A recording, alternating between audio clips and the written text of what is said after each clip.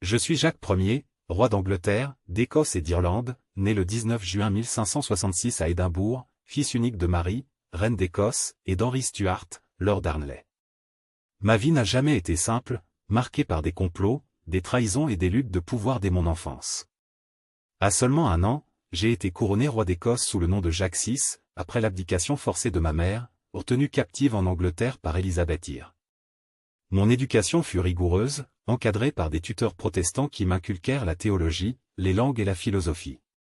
Cela forgea en moi une grande dévotion religieuse et un fort sens de la royauté. Ma jeunesse fut parsemée de tentatives de kidnapping, mais je parvins à maintenir mon trône, consolidant progressivement mon pouvoir en Écosse.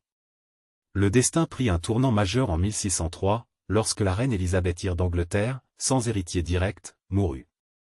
Par droit de descendance, je fus invité à lui succéder, unifiant ainsi les couronnes d'Écosse et d'Angleterre sous ma personne, devenant Jacques Ier d'Angleterre tout en restant Jacques VI d'Écosse.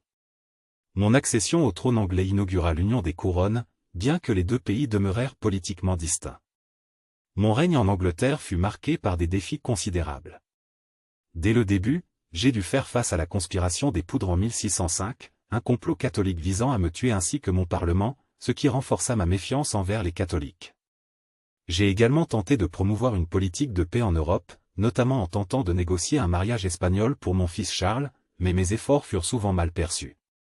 Je me suis aussi engagé dans la consolidation de l'autorité royale contre les prétentions du Parlement. Mon ouvrage, The True Law of Free Monarchy, exposait ma vision d'une monarchie absolue, où le roi, par droit divin, ne devait être contraint ni par les lois humaines ni par les parlements. Toutefois, mes relations avec le Parlement anglais furent tumultueuses, particulièrement à cause de mes demandes financières incessantes pour financer mes dépenses de cour et mes projets politiques. Mon règne fut également marqué par la naissance des colonies anglaises en Amérique, notamment la fondation de Jamestown en 1607. Je suis fier d'avoir posé les bases d'un empire britannique naissant, bien que les tensions internes en Angleterre aient parfois limité mes ambitions extérieures. Sur le plan personnel, je me suis entouré de favoris, souvent critiqués pour leur influence sur mes décisions. Parmi eux, Georges Villiers, duc de Buckingham, fut le plus controversé. Bien que loyal, sa proximité avec moi suscita des jalousies et des tensions au sein de ma cour.